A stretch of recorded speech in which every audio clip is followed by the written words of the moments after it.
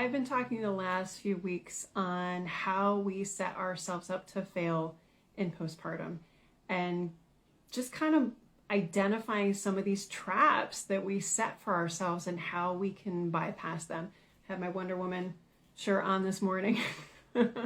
Okay, so what I want to talk to you about today is the comparison trap, and not just the comparison trap that you're looking at other moms' progress or other moms' births or, how other moms are doing, but what we do to ourselves.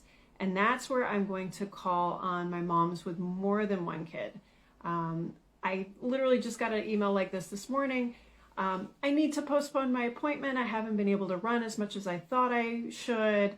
And meanwhile, that's maybe been like the second or third time I've gotten that email from a particular client.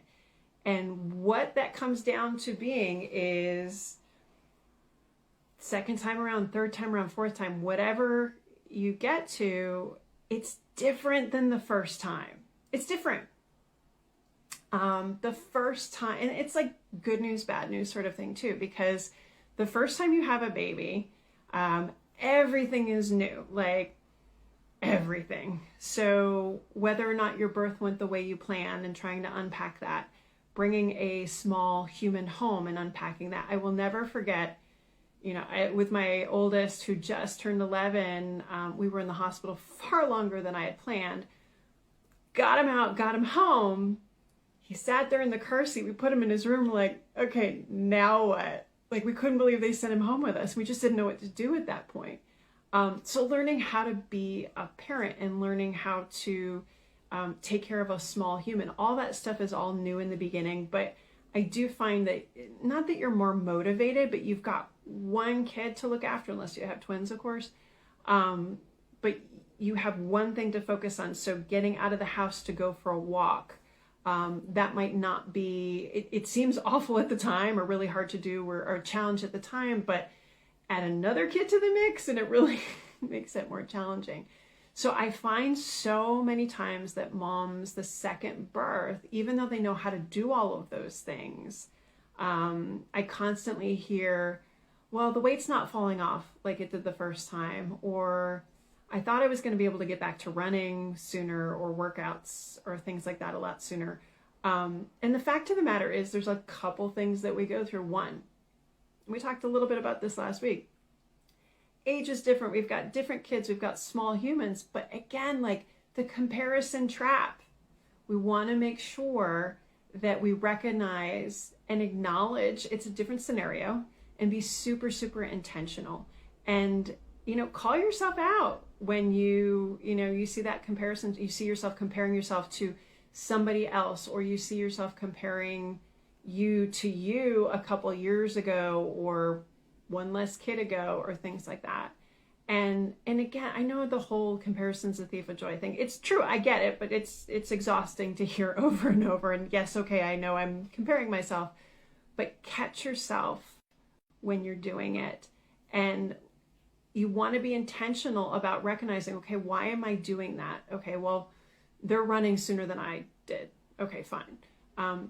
Make sure you understand the reasons, and there may be some very logical ones, but then set the plan in place. And that's exactly what I did with this client today. I said, okay, fine. Meanwhile, I'm going to set your next appointment up so we have some accountability.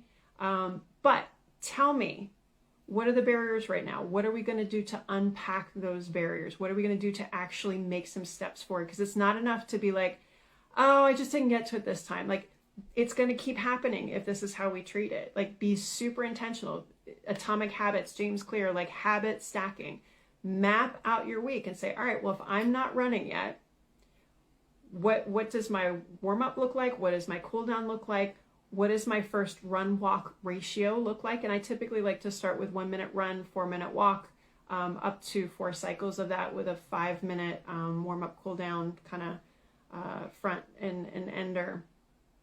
And I like to do those at least 2 to 3 times before moving on to the next ratio, because I want to make sure, one, it wasn't a fluke, but then two, to make sure that your system, like, we're literally just trying to build time under a task. Like, we're trying to build time under gravity, start to build some cardio. If we make too many sudden moves and set ourselves back, then you're going to be freaked out, too scared to start, and then we're going to start this whole cycle over again.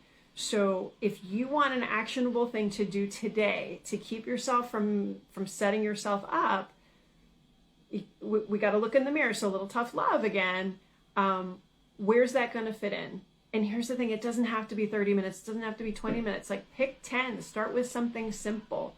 If we show up, and the whole initial point is not to get a run in, but like to show up and really kind of be intentional that we are going to do something, then as we start to build that habit, then we can start to build on it and build on it and build on it.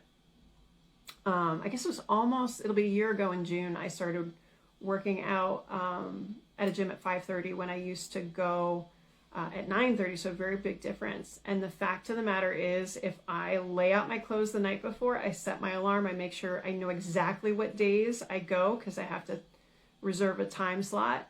I roll over, I get up, I throw my clothes on, I let the dog out, bring the dog back in, put the dog back to bed, get in my car, and I go, and I don't even think about it.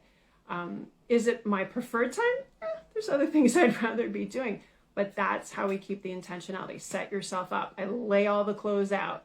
I make sure everything's taken care of. Granted, it's easier now because my kids, aren't wanting to eat at like 5:30 in the morning, but take the scenario that you have, map it out. If you don't map it out, if you're just like, she's doing it, why can't I? Yeah, why can't you? Write it down. Like, be super intentional about this. The more intentional you are, then we can actually talk about how we're going to get this stuff done. So a little bit of tough love. If you have questions on how to kind of start that intentionality, if you love reading, Atomic Habits is a great read. I love that one. But also, again, just write it down. If you want to DM me for your accountability, I am your biggest hype person, I promise you. So if you have questions, shoot me a DM.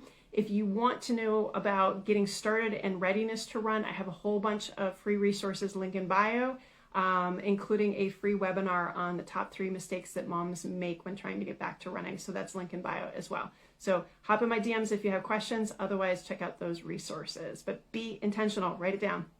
See ya.